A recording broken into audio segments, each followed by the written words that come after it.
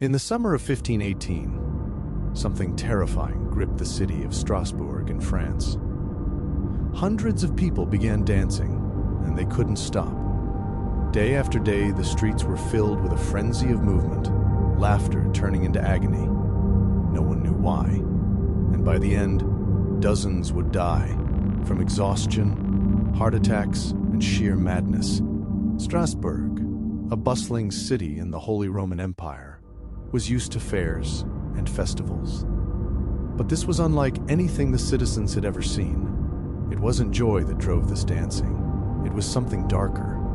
Ordinary people, men and women, young and old, were suddenly compelled to move. They danced for hours, then days, unable to stop. It all started with one woman, Frau Trofea. On a July morning, she stepped into the streets and began to dance. At first, neighbors thought she was celebrating a festival, but as hours passed, her movements grew frantic. She couldn't control herself, and then, one by one, more citizens joined. By the end of the first week, over 30 people were dancing without rest. City officials were baffled. Some thought it was divine punishment. Others suspected demonic possession. Priests performed exorcisms, hoping to release the curse, but nothing worked. The plague was spreading, and fear began to take root. By August, the dancing epidemic had engulfed over 400 citizens.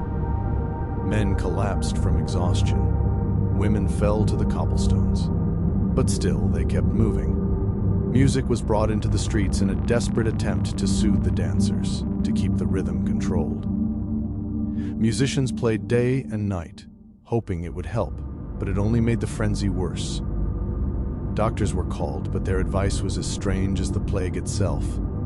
They recommended that the dancers continue dancing, a bizarre prescription, believing that only through movement could the humors be expelled from the body. So the city turned into a macabre dance floor, a spectacle of suffering. The consequences were horrifying. Exhaustion, dehydration, and heart attacks claimed dozens of lives. Families wept as their loved ones could not stop. Yet the plague persisted. Scholars today are still puzzled. Was it a mass case of hysteria? Ergot poisoning from contaminated bread?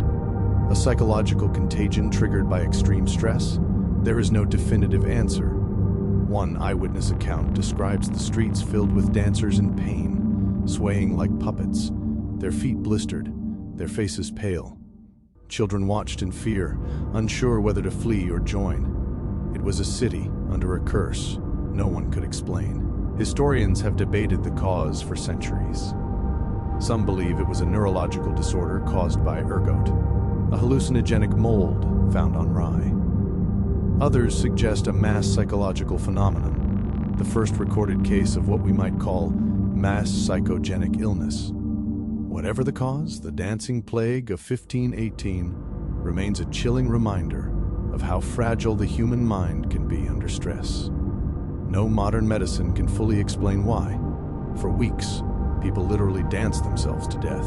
Even today, the dancing plague stands as one of history's strangest events. Strasbourg recovered. The plague faded. But the memory of that summer lingers, a dark dance echoing through the centuries, unanswered, unsolved, unforgettable.